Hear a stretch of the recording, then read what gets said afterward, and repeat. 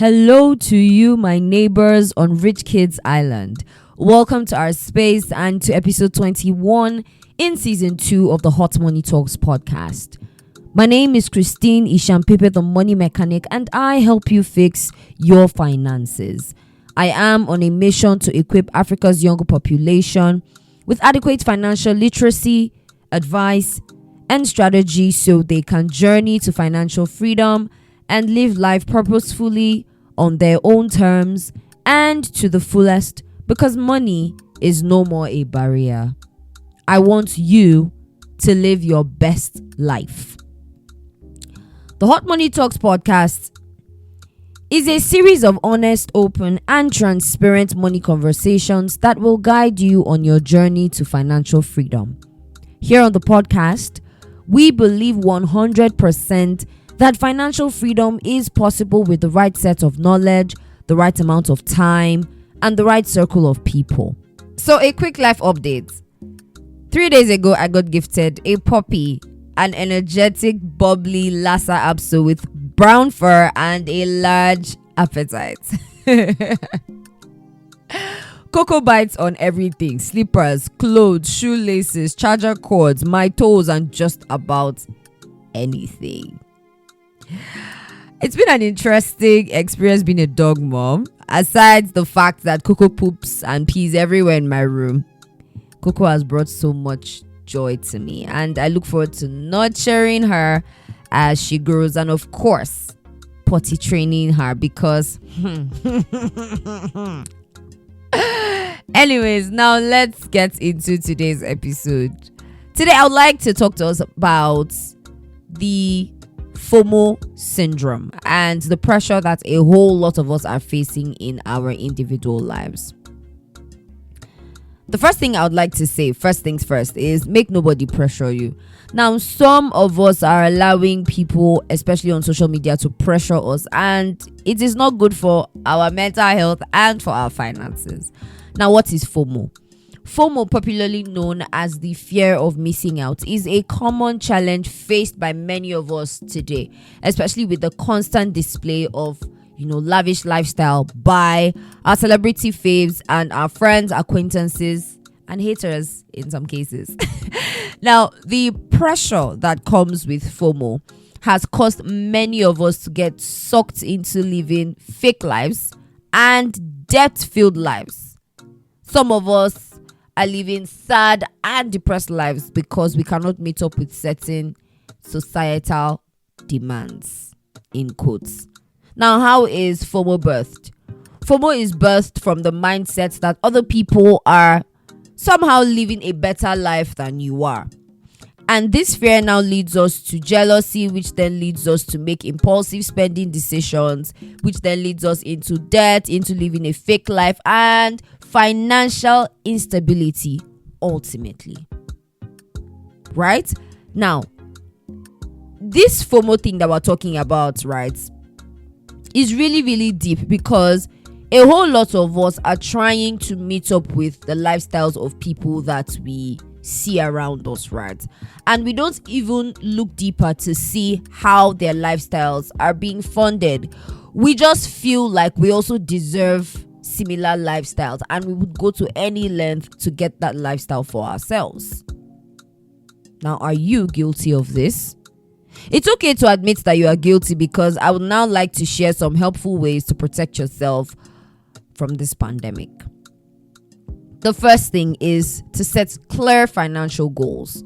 Now, you need to be able to sit with yourself and set both short and long-term financial goals that are based on your priorities, that are based on your values, that are based on your aspirations.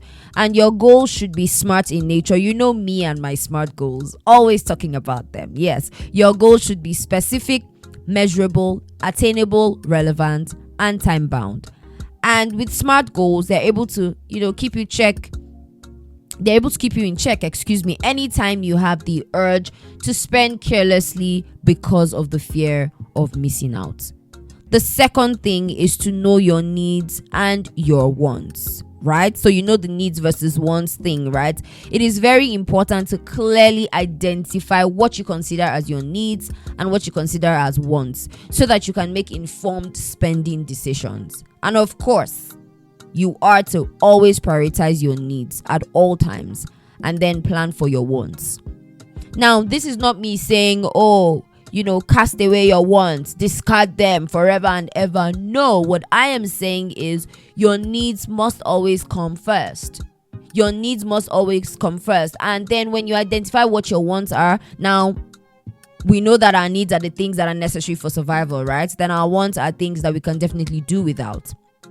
Now, if you really want something, right, you can plan for it. You may not necessarily buy it in the instance because you have the money in your pocket, right? Because maybe buying it at the time could now affect your actual needs, right? So if you really want something and you really, really want it, then plan for it. That's just how I see it.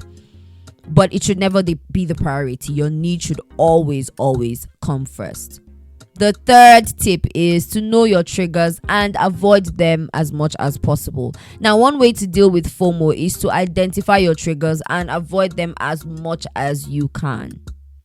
If it is social media, then consider limiting the time you spend, on it.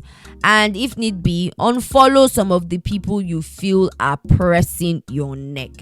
If it is the circle of friends that you belong to that trigger FOMO in you, then maybe consider changing your association or learning how to say no to peer pressure and be satisfied with your decision. I believe that the word no is a whole sentence. I believe that the word no is not a dirty word. Okay, no is not a dirty word. It's a word that shows that you put yourself first and that you understand what's at stake and you will not sacrifice that. Okay? Fourth tip is to get help.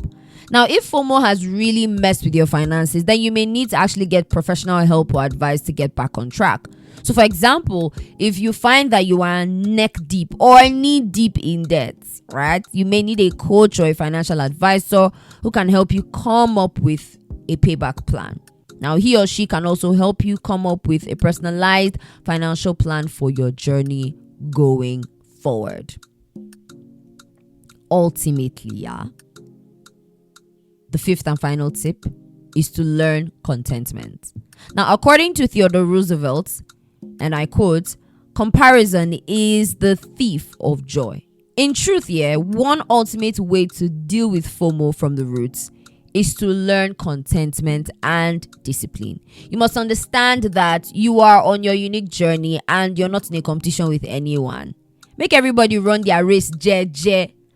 What did I say at the beginning of this podcast? No grief for anybody to pressure you. Make nobody pressure you.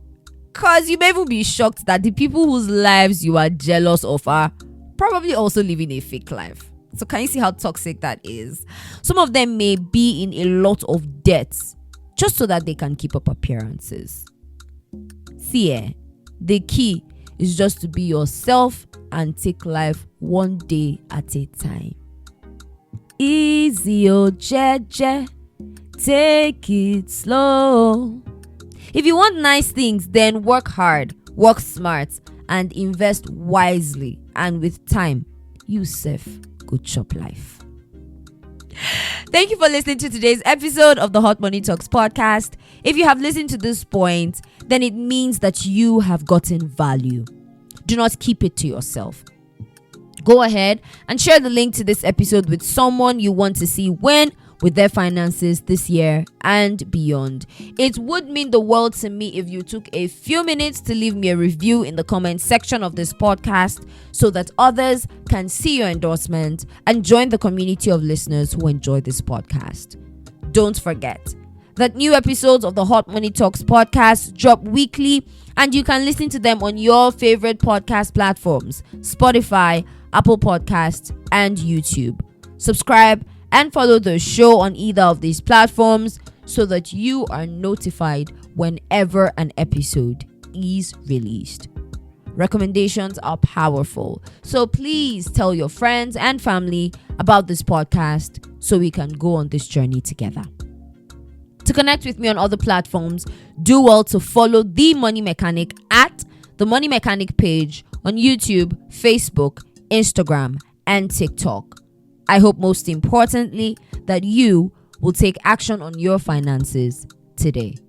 Sending you love, light, and a sprinkle of money in between.